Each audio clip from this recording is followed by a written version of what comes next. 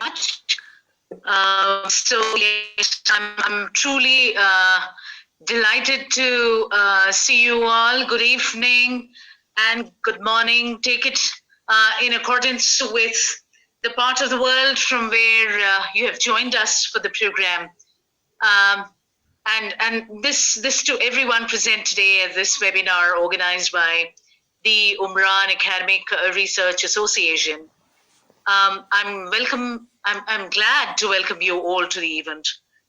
Rajiv and his team have again been an excellent cause of bringing us together today for this series of webinars on Rabindranath Tagore, Alexander Pushkin, and other issues. And this is how Umran and UARA are continuously proving their steadfastness of purpose toward maintaining an academic and research goal of creating a space where thinking minds can meet and deliberate on issues that need to reach a wider audience. I warmly welcome the speaker of the day, Dr. Sajal Day, who we are eager to listen to on the issue we have set ourselves for the purpose of our deliberations today. I welcome everyone in the audience who have joined us today. Your presence is always encouraging.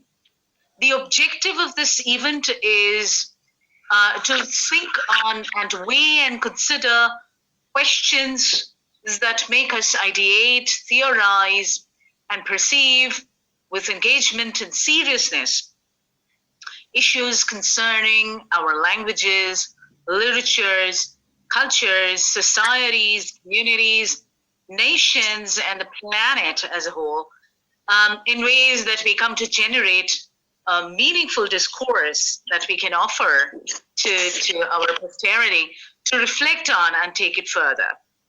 This is what the green perspective of Umran aims to achieve. A world of shared knowledge and human solidarity that can bind us together and foster a new humanity that would have a convincing base in peace, compassion, freedom of the mind, and autonomous thinking. Talking about the free and uninhibited mind in poem 35 of the Gitanjali, Song Offerings, Tagore says, with mind is without fear and the head is held high, where knowledge is free, where the world has not been broken up into fragments by narrow domestic walls, where words come out from the depth of truth, where tireless striving stretches its arms towards perfection, where the clear stream of reason has not lost its way into the dreary desert sand of dead habit, where the mind is led forward by thee into ever-widening thought and action. Into that heaven of freedom, my Father, let my country awake. The poet here remains in search of a creative space where knowledge will be able to transcend the barriers of nations and geographies and rise above the narrow domestic walls of confinement, inhibited spaces, and constricted ideologies. So on this note, we would like to initiate the discussion on Rabindranath Tagore's Russia visit, expectations and impressions. But before that, it is important to bring to mind some issues that may be pertinent to what we are going to reflect on in a short while from now. Today, the 29th of January, 2022, marks 91 years, 4 months, and 19 days of Tagore's visit to the Soviet Union. He had warned against, quote, the imperfect contact between the wills of the leader and the led, something that is necessary to be reckoned with at the present moment of time as well. Tagore reached the Soviet Union on September 11, 1930. Today's discussion and the deliberations that would follow would focus on the famous text Tagore's visit to Russia produced, entitled Letters from Russia. The letters were translated into Russian In 1956, Stalin reportedly wasn't pleased by the 13th letter where Tagore made critical remarks about the Soviet regime.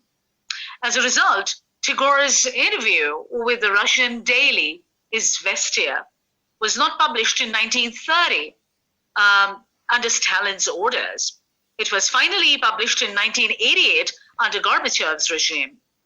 So as we can see, there are stark political aspects of his visit as well, but I cannot but at the same time bring into context here one remarkable comment that Tagore makes in the course of his exposition in the letters, and that is, he says, as far as the fundamental Soviet principles are concerned, they are unceasing in their endeavor to increase the inherent power of man by general education and culture. They have not continually repressed them like the fascists.